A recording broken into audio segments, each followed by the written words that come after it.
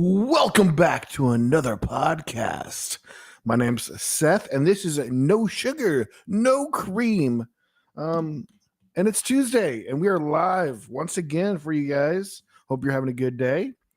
We got another good one for you. Tim is not able to be here today. He is traveling the world, seeing the sights. I'm not sure when he'll be back. Expecting him in 5, 4, 3, 2. Yes! He's a fast traveler, ladies and gentlemen. He's a fast traveler. Oh man, we had some excitement over the weekend. Tim took a trip. We'll talk a little bit about that. I went. The weather was crazy. There was tornado warnings all weekend since like Thursday. When we were getting phone calls constantly. The security was beeping.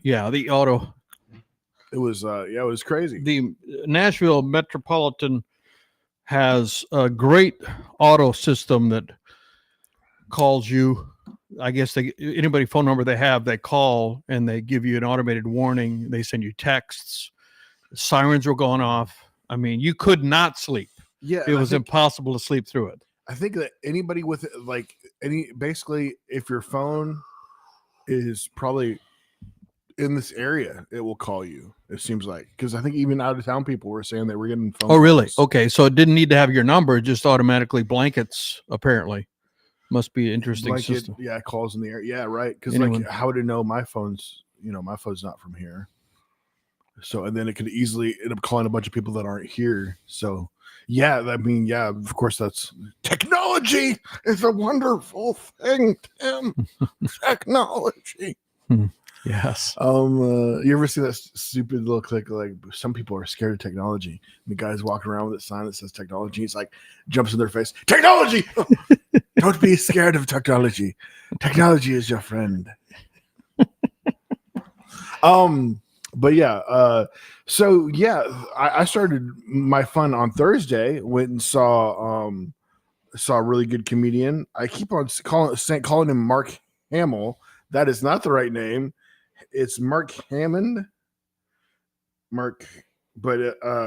So I went to the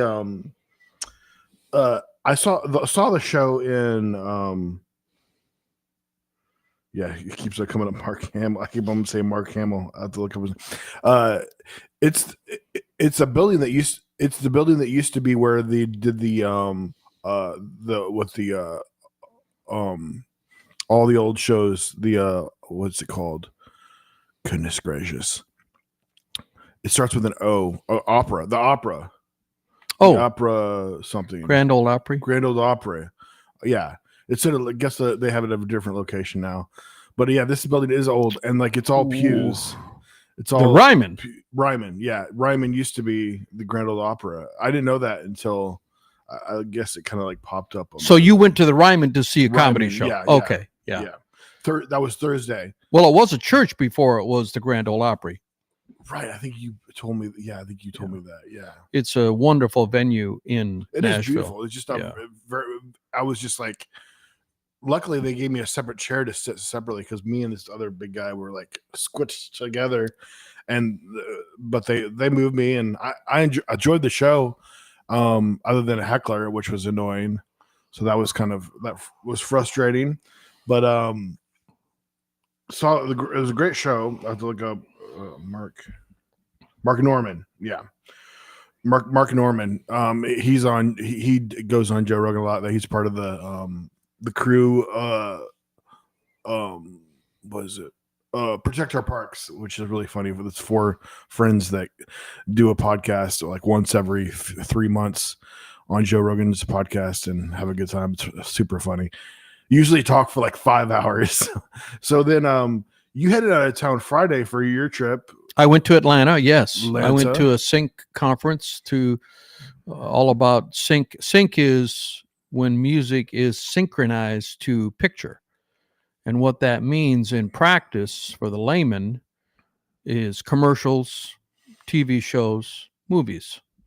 That is synchronized, music synchronized. It may not necessarily be synchronized, but if it's behind, if it's connected to a moving picture of any sort, then that is called sync. And the laws are different for usage for songs. For example, if I wanted to record a cover song of any song that's already been released, I don't need permission. I can do that. That is called, in the US, it's called a compulsory license. No one can say no for anyone to cover or record a version of any song that's been released. Now, you guys are listening. We're at 2 vocabulary words at this time. There will be a test later. But for sync, that's a whole different category. There is no compulsory license. So if anyone wants to use a hit song in a movie, they have to negotiate with the songwriters. And if they want to use the version of the song that was the hit, the artist, maybe it was a famous artist, then they have to negotiate with the artist. They might be different parties, and they have to negotiate with all those people, and they may command a huge price. I mean, if you want to get a Rolling Stone song or a Taylor Swift song in your commercial, etc., it's negotiable. And they can say no. There's no compulsory license. So what that means is they're looking at indie artists like me that they can get for a less expensive. And so they had some references of some songs that they liked that were hits. And they're saying, can you develop a song that is similar, or some series of songs, some artists from the 60s and 70s, some Motown artists, some specific artists. And there was another artist that wasn't a Motown artist, but from the 60s and 70s. And can you develop right to a brief? And Tim said, no, I won't be your little monkey and do what you say. You can't boss me around. I'm Tim Wolf. Is this your monkey? Is this your monkey? Yeah. yes. This is your monkey right here. I'm be a little. I'm like, you're gonna. I have a song coming out Friday. It's called "Is This Your Monkey?" That's why I made that. Yeah, it's very pumped about. So anyway, so it's an opportunity for artists. In fact, artists have been broken, made it big, or had a break, I should say, elevated their career by having their song being used on maybe a hit show or something, or a hit movie. And then that artist is discovered, and it elevates their career. So sync is an entire category for artists to write and make. And some people, that's all they do is sync. That's their full-time sync. They focus on that, and they have their relationships with the music supervisors. So the people who put the music to the picture, whether it's film, a TV show, or a movie, is typically called the music supervisor. And a music supervisor will be responsible for all the music. And it's much more than just finding, and they had panels at this event, and these music supervisors, I went last year as well. And I remember coming away, and I again had the same impression that these people know more about music than any other class of people I've ever run across. They know so many different genres and the details, and even in the mix and what instrument was used, and they can listen to it and say, oh, I like that you did that. Or, I mean, how do you hear that? How did you know that? Because they listen to music all the time. That's what they do all day long. And it's not just picking the music. It's sorcery. It's also getting the licensing, especially with later songs where things are sampled. How many times? Not a few times, where I have played a song for you, like I played an Isley Brothers song from the early 70s, and you said you knew that song because someone you knew had used it, had sampled it, and put a hip hop over it. Wasn't that an Isley song? And that was from the 90s, so that's even older. But they sampled. So, and then Parliament, funk Parliament, there's been so many samples of their music. They're from the 70s, a funk band. And so when you do a sample, you got to get a clearance from whoever samples you used. And a lot of modern songs have samples from another bunch of categories, and it can be an absolute nightmare trying to get everybody to agree, because now everybody's got to sign on, and it's no compulsory. They can just say, no, I don't want to do that. I don't want my song used for that.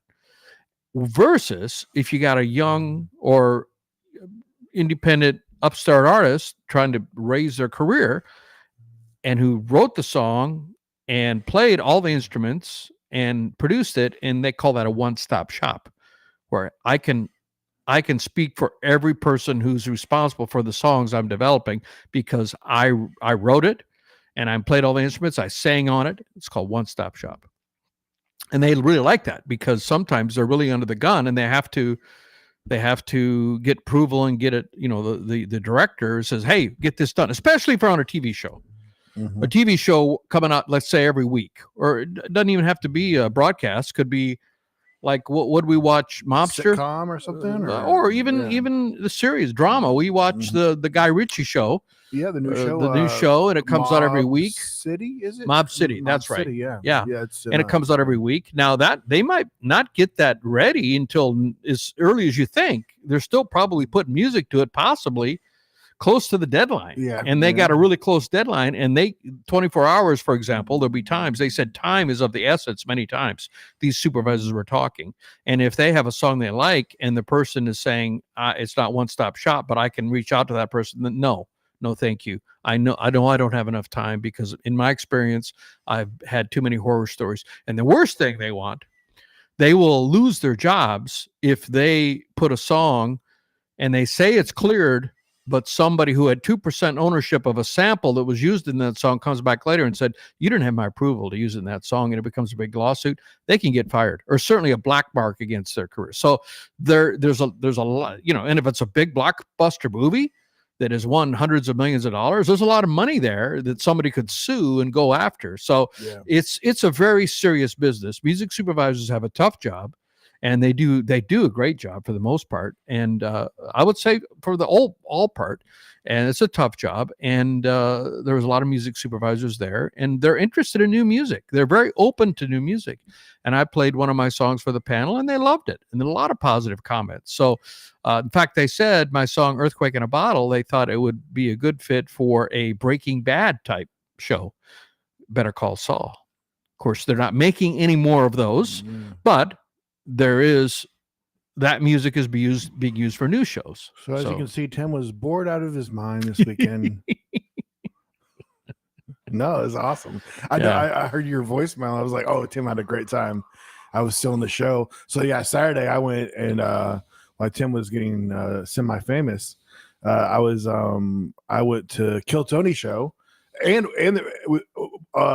we had a tornado warning and stuff. I again on Saturday night. Yeah, Saturday. In fact, I had sirens went off, and then I ducked into a spot there on the main drag on what's the main drag called? Broadway, and not even just a few minutes after that, it downpoured like crazy. And then I went to the show, and it was fantastic. I've talked about the Kill Tony before. They did a live show and pulled the bucket names, and there was a whole slew. There was a couple hundred people, and there was a number of people that was their first time. They didn't do too bad. There wasn't anybody that just completely crapped out. And then there was being an 11-year-old kid that got a golden ticket. Amazing. He did a great job. He was very well organized, and he had his jokes, and it was fantastic. I really enjoyed myself. I'm such a last minute person, but so I had bought my ticket, and one of the only ones left, and it was higher up. And I go to check in to try to get in the doors, and my ticket's not working. I'm like, what on earth? And they send me in. They send me back through a couple times and say, go over here to the guest services or whatever. And they give me a different ticket, and I'm like, okay. And they scan it, and I'm walking in. I'm like, this isn't my same seat. I end up being like 25 feet from the stage. It's awesome. I thought there was a mistake or something, but everybody on my row had gotten upgrades, so that was a lot of fun. And excellent show. Now that was at Bridgestone. That was at Bridgestone Arena. So you went to two shows in the last week that are in the top two venues, in my opinion, in Nashville. Yeah. You went to the Ryman, which is about a 2,000 cap venue, and you went to Bridgestone Arena, which for music I've heard is 20,000. But those to me are the two top venues in Nashville, and you hit them both in like 5 days. Yeah, it was great. Yeah, I had an awesome time. Yeah, then I almost thought about going to a different venue. I forget the name of it, but it's a little bit. Is it South? It's a venue I'm not even familiar with. I'll have to look it up later and ask you about it. But it's one that I'm not even familiar with. But I ended up going to an after show. It was raining afterwards, and I thought it was just a mile away, and the Uber prices are surging. It'd just be annoying to try to get an Uber then. I walked for a mile, and I happened to be lucky, and somebody had left behind an umbrella. That didn't help much. I was soaking wet and got there. But they put on a live show. You knew both those artists, which Tim would have enjoyed the show better than I probably should have. Yeah, Marcus King. Oh yeah, my gosh, amazing. Yeah, it's so like he's fairly. He gets about 2-3. I think it was 3 million listens a month. So he's not like gigantic, but like he's pretty popular. Yeah, he basically opens, although maybe they don't say that, but Colbill he tours with Chris Stapleton, but I believe he's opening for Chris Stapleton.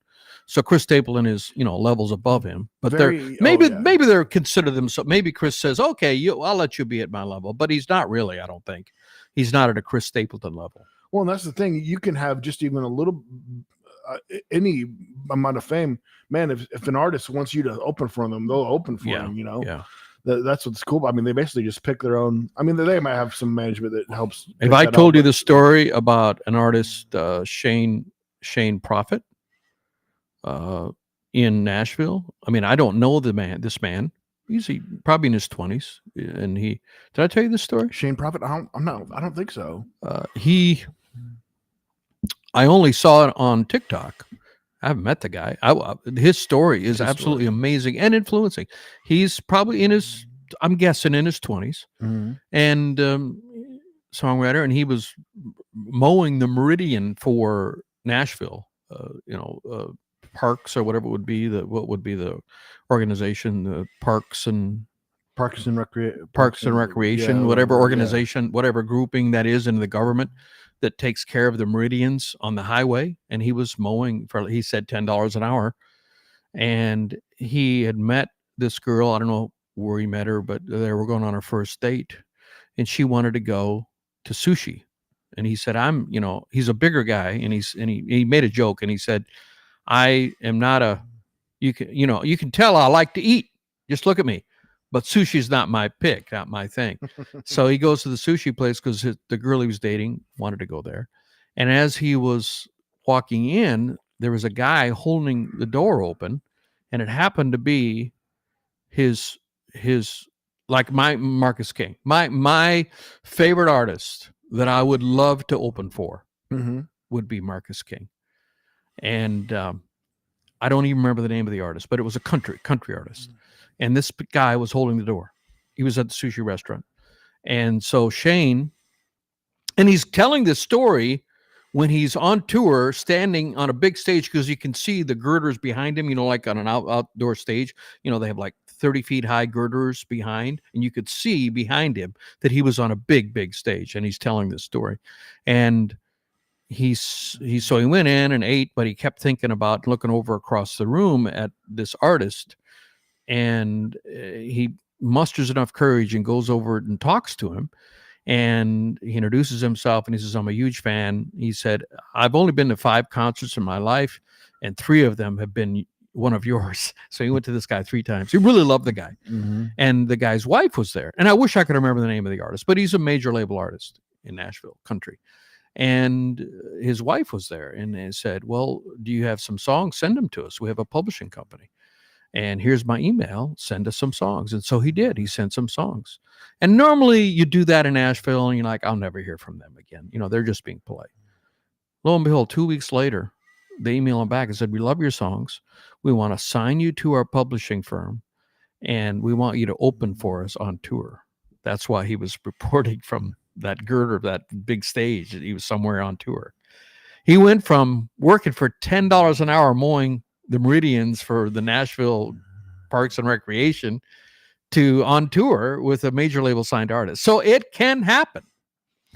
And his name is Shane Prophet. I'm pretty sure that's his name. And now he's got his viewership went way up. He's got a lot of followers on Instagram, and his streams are way up. I mean, because he's associated with this major label artist. So that can happen.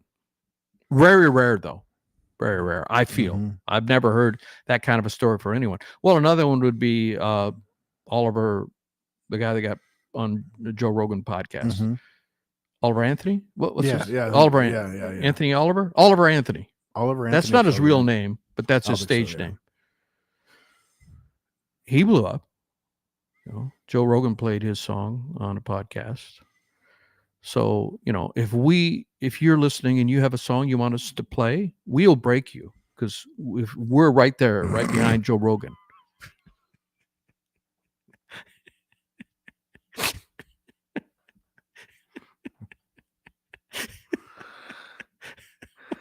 I need my cigs.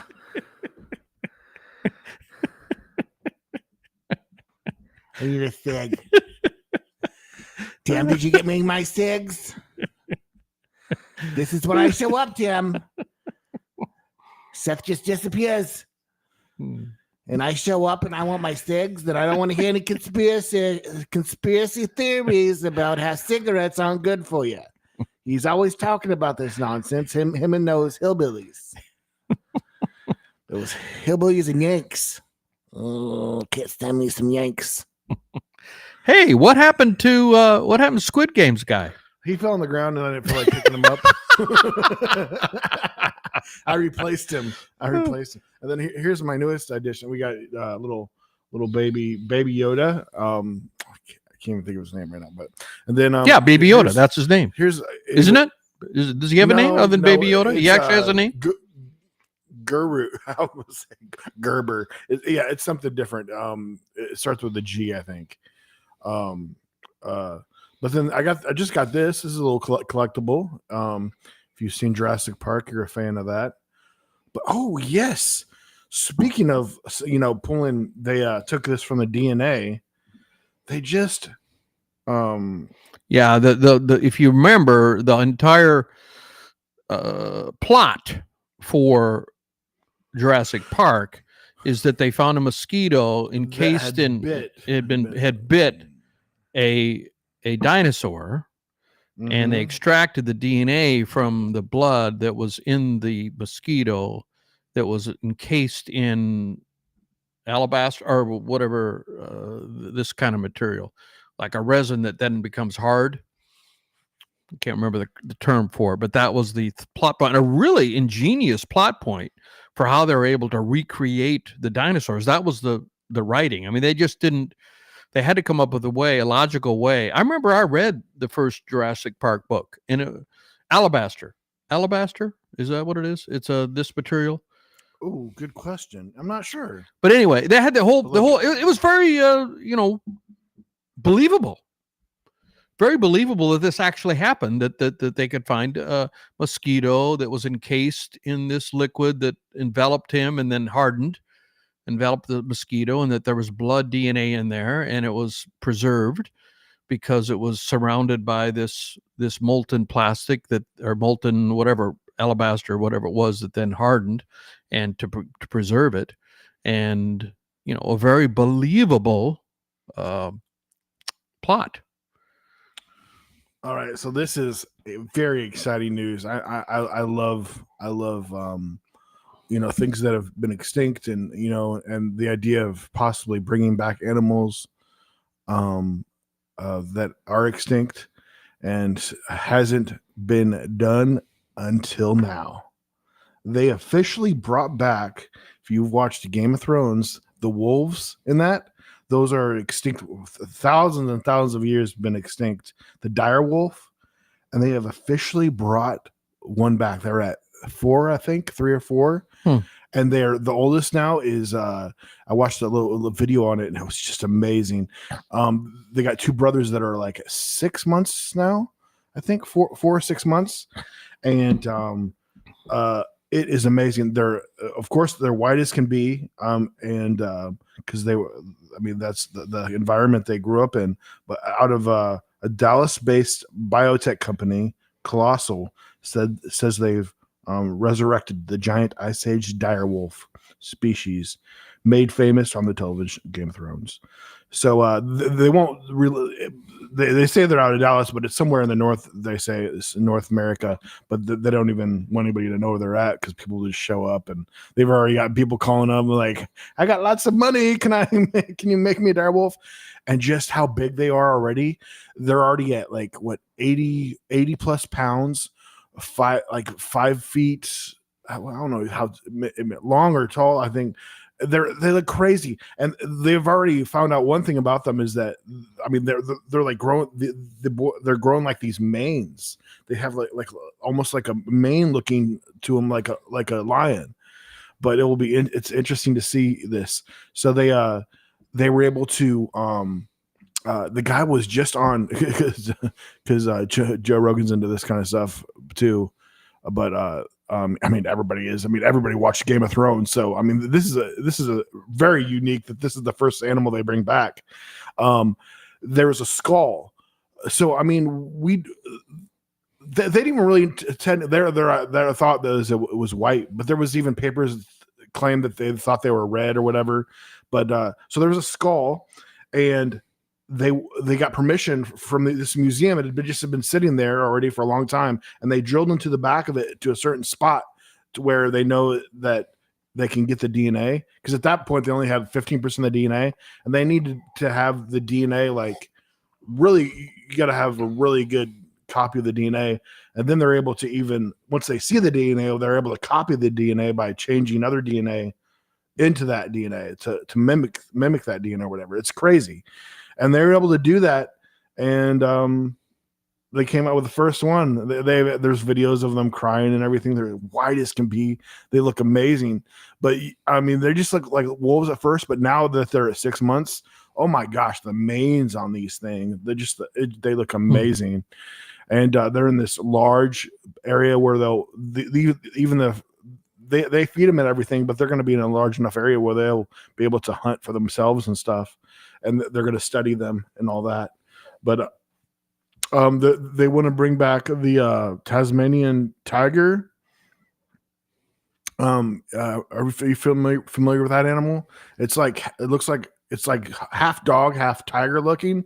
And some people still have claimed to have seen him a couple times. And there's one guy, that really popular guy that's into doing. I kind of think him as he's this day and age. Oh my gosh, what's his name from Australia? The alligator hunter, Crocodile Dundee makes me think of him. His passion Crocodile for, Dundee, yeah. yeah. He's like a younger version of him, but more like into the whole YouTube, does a lot of YouTube stuff, but also his own. Well, that was stuff. a fictitious person, but there was a real guy that died because he got bit by a Crocodile Dundee was just a fictitious person. But then there's Crocodile Hunter. Who was the guy who got bit by a Crocodile Hunter? No, Dundee. Crocodile Dundee is the from the movie Crocodile Hunter. No, I'm talking about a guy who was Australian who was really big into outdoors, and he did so much. What was his name? And he got bit by a stingray and killed him. Was it a stingray? It was in the ocean. Stingray. What was his name? Yes, Steve Irwin. Steve Irwin, is the Crocodile Hunter. Yeah, that guy. Yeah, and his nickname. But Crocodile Dundee was a fictitious guy. But you had said Crocodile Dundee. I thought I said Crocodile Hunter. Oh, yeah. We'll have to replay and see what you said. Replay, but but I meant to say Crocodile Hunter. Okay. But yeah, that's his name. But yeah, I'll allow it. But I'll allow it. But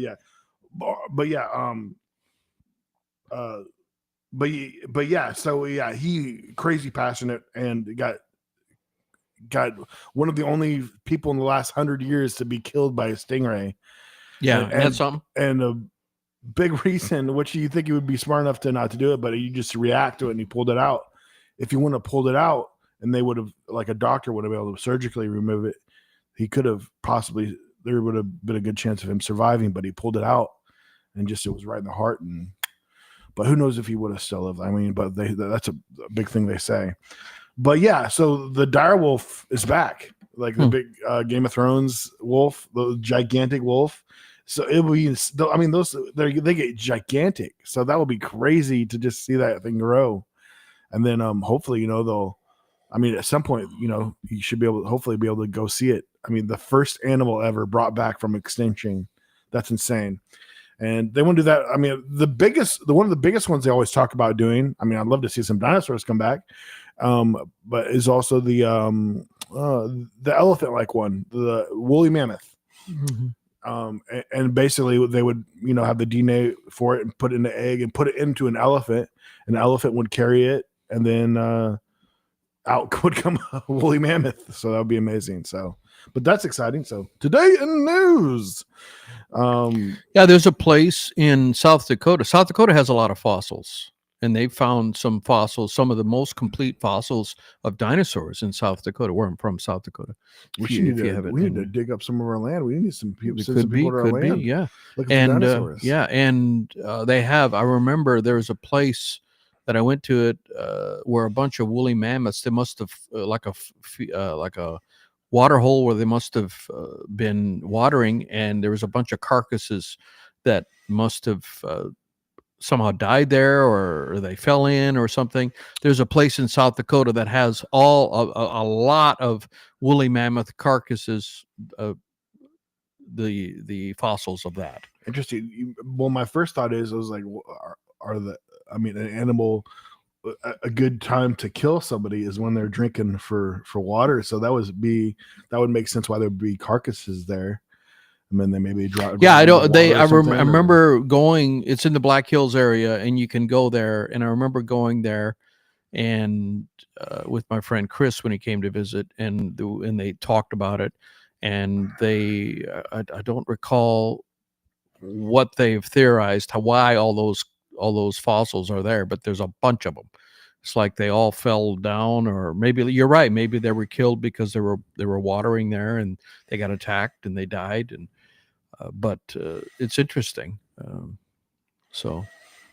Yeah, I mean, I love it's crazy. I mean, we didn't discover dinosaurs until like the late 1800s or something. I don't know that. It was later. Like, so there's people that part of our history that never knew dinosaurs existed because we didn't discover them. So, which there's don't talk to the smoker, her, but she's gonna just say dinosaurs are conspiracy theories.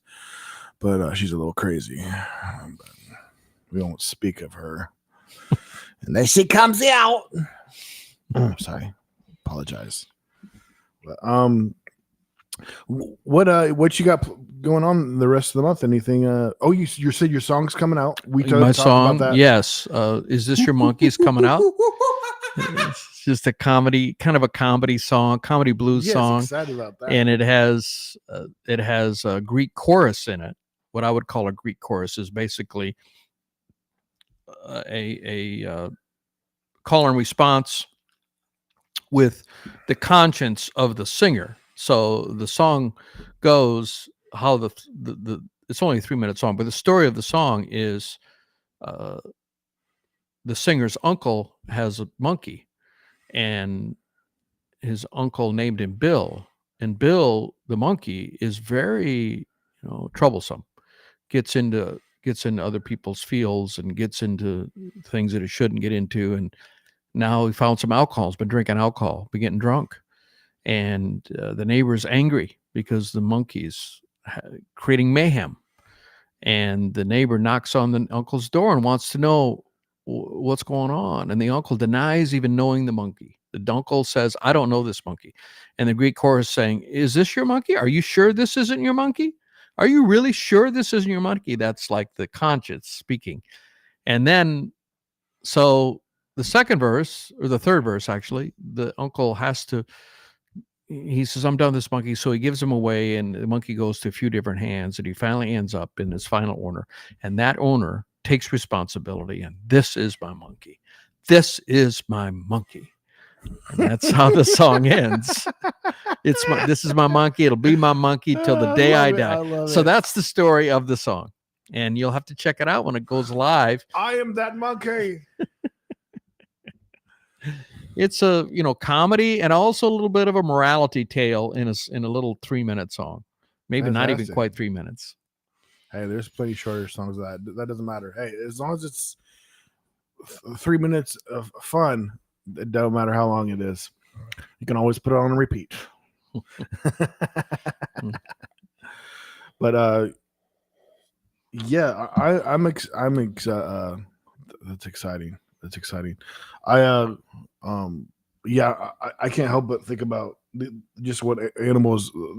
There's people out there.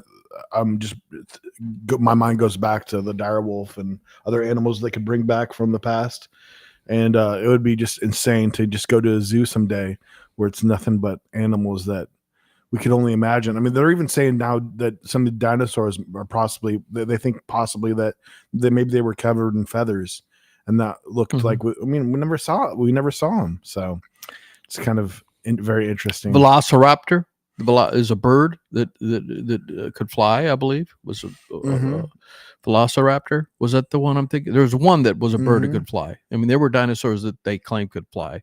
They would have feathers if they're flying, so maybe I'm confused. Velociraptor was the really fast one that would attack people. No, that was not a flying one. But I do remember there was, when we studied dinosaurs, or when somehow I came across it.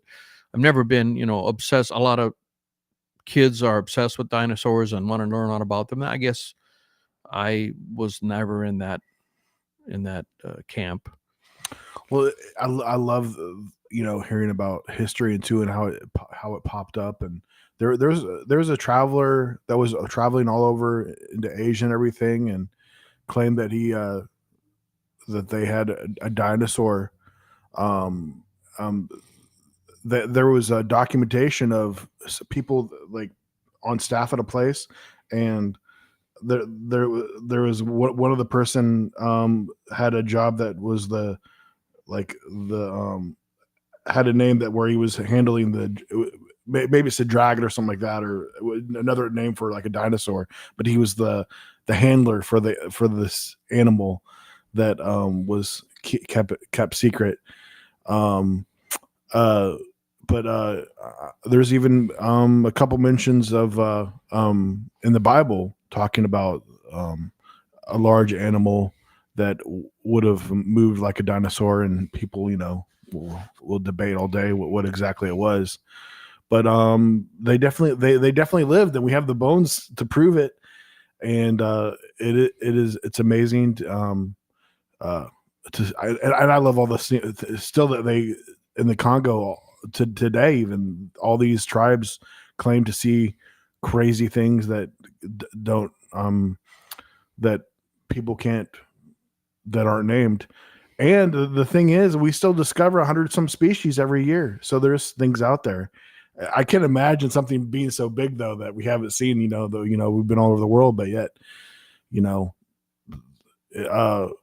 world is so big. I mean, goodness, what they say we still haven't explored as much as we have only just explored 10% of the ocean. So it always cracks me up when they say try to say what this species and this species, this species is extinct, there's only so many left. Well, if we've only explored 10-20% of the ocean, how do you know that they're not in the other 80%? But well, this might be a little shorter podcast, but guys, we appreciate you listening and enjoying the podcast with us. Tim's heading out again for his travel across the world, and we'll fill you in on the next adventure. Guys, please feel free to like our podcast. You can, if you use Apple, we are on Apple, Spotify. Give us a rating; we'd really appreciate it. And share us there on Facebook, man. We got our biggest audience is on Facebook, so if you share it with your friends and like our page there on Facebook, that would be very much appreciated. And we will see you next time. Bye.